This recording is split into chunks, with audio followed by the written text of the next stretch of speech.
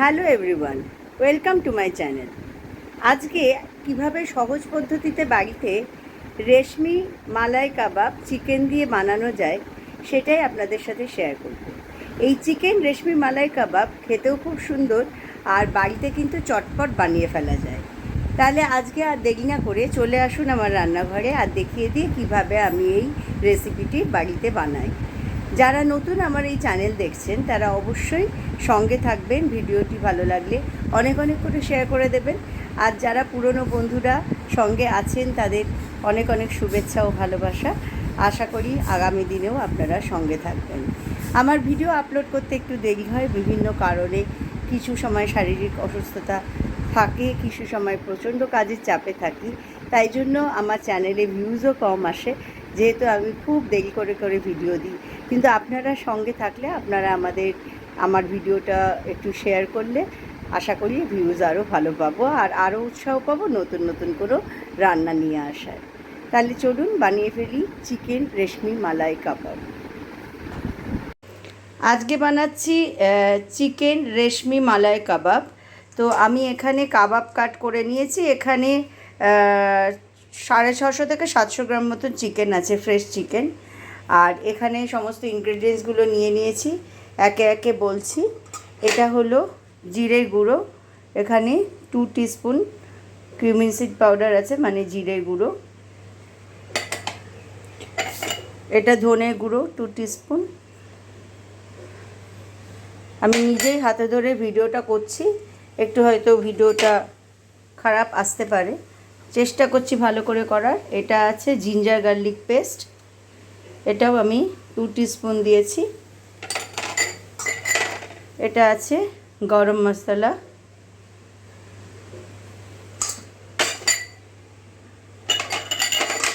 এটা আছে 1 teaspoon salt,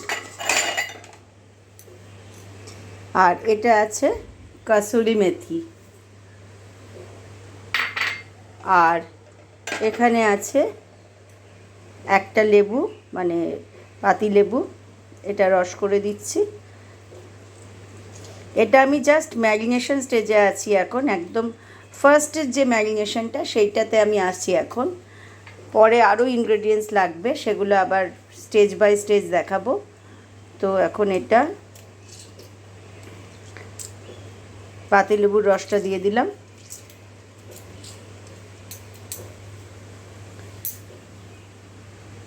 সব ইনগ্রেডিয়েন্টসগুলো দেওয়া হয়ে গেছে। এবার আমি ভালো করে হাত দিয়ে এটাকে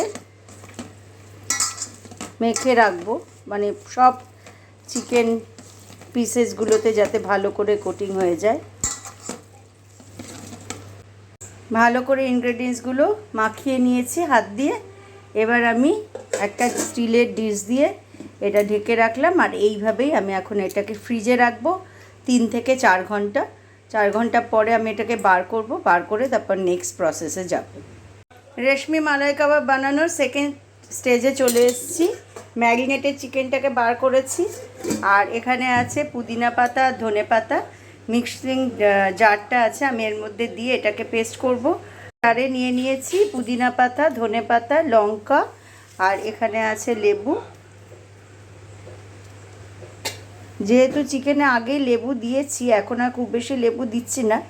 এটা এই চিকেনের মধ্যে একটু মেশাবো, আর বাকিটা থাকবে কাবাবের সঙ্গে চাটনি হিসেবে খাওয়ার জন্য।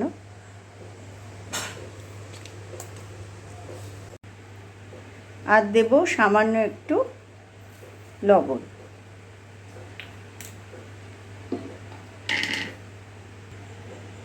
সমস্ত ইনগ্রেডিয়েন্টসের সাথে টেস্ট ব্যালেন্স করার জন্য এইটুকু চিনিও দিলাম।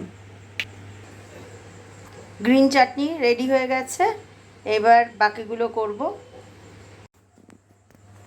আচ্ছা, এখানে দই নিয়ে নিয়েছি, দইটার থেকে জলটা ঝরিয়ে নিতে হবে। এবার দিলাম সল্ট, এখানে দিচ্ছি ক্রিম, ফ্রেশ ক্রিম,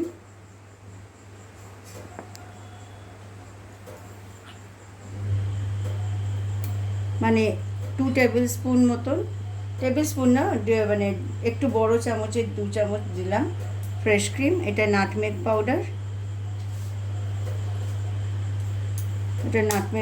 দিলাম। এবার দিচ্ছি কাঁচা লঙ্কা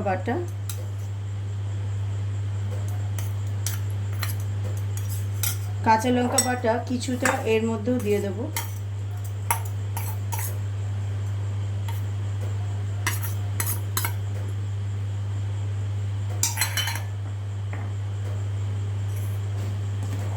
ইচ্ছা হলে একটু গোলমরিচের গুঁড়ো মেশাতে পারেন, কিন্তু যেহেতু অনেক লঙ্কা দিয়েছি সেই জন্য আর আমি আলাদা করে গোলমরিচের গুঁড়ো দিলাম না।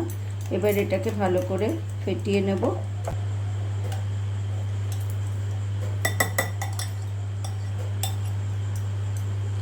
আর এটার সাথেও কাঁচা লঙ্কাটা ভালো করে মিশিয়ে নেব। মুশকিল হয়েছে, আমার যে কাবাব স্ক্রিউগুলো সেগুলো অনেকটা বড়, এইখানে প্যানে দিলে ভাজাটা হবে না। সেই জন্য আমি তার জন্য একটা অল্টারনেটিভ কিছু ভাবার চেষ্টা করছি, দেখি কিভাবে বানাই।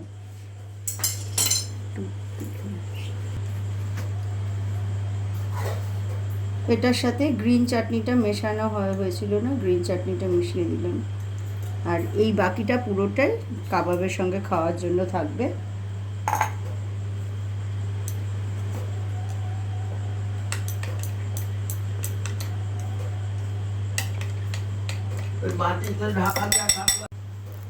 আমি এইরকম ছোট ছোট টুথপিকস আছে তাতেই করছি, কারণ আমার ওই বড় স্ক্রিওয়ারে হবে না। এবার এইটা এইরকমভাবে ভালো করে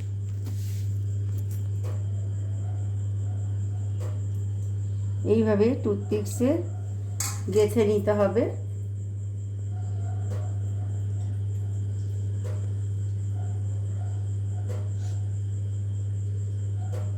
যেহেতু টুথপিকসগুলো ছোট, সেই জন্য একসাথে আমি দুটোর বেশি দেব না। আমি বড় মানে যে পিক্সগুলো একটু বড় হয়, অনলাইনে অ্যাভেলেবেল পেলাম না, সেই জন্য আমার পক্ষে একটু জোগাড় করা মুশকিল হয়ে গেল।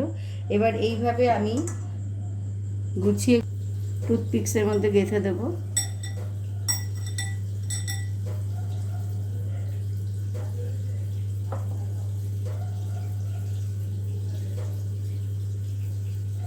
আর সাজিয়ে রাখছি এই থালাটাতে। আমি গ্রিলারটা বসিয়ে দিয়েছি। আচ্ছা, এটা হলো সানফ্লাওয়ার অয়েল, অল্প করে সানফ্লাওয়ার অয়েল দিলাম। আর এটা হলো ঘি, ঘিটা গলিয়ে নিয়েছি। এটা হলো ঘি।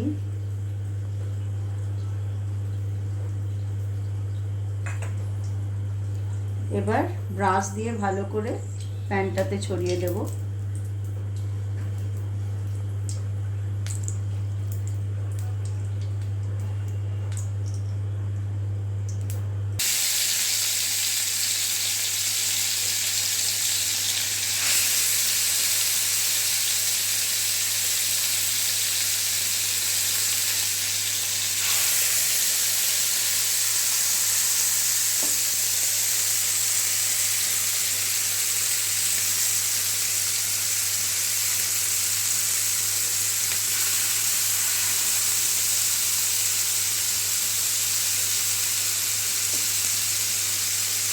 এই 5টা আমি আগে দিলাম।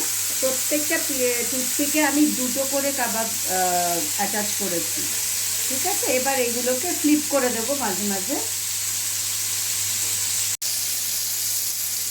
আমি এবার এই দুটো অলরেডি ফ্লিপ করে দিয়েছি, আর এটাও ফ্লিপ করে দিচ্ছি। দেখুন এইরকম সুন্দর ব্রাউন করে কিন্তু এটাকে ফ্রাই করে নিতে হবে।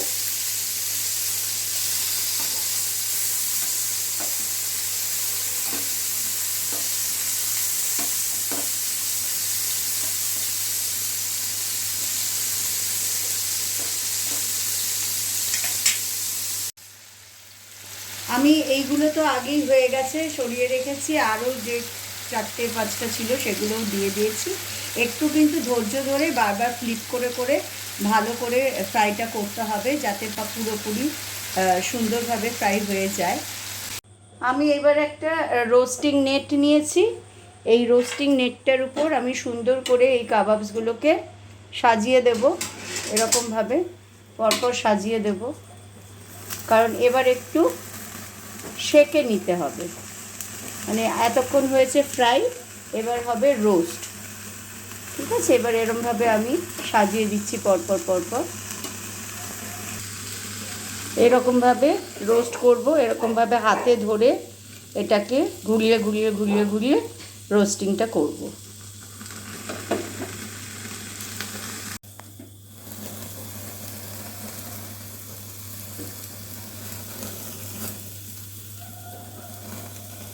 মিডিয়াম টু হাই ফ্লেমে মানে এটাকে রোস্ট করতে হবে, একটু ঘুরিয়ে ঘুরিয়ে। এক জায়গায় ধরে রাখলে কিন্তু পুড়ে যাবে।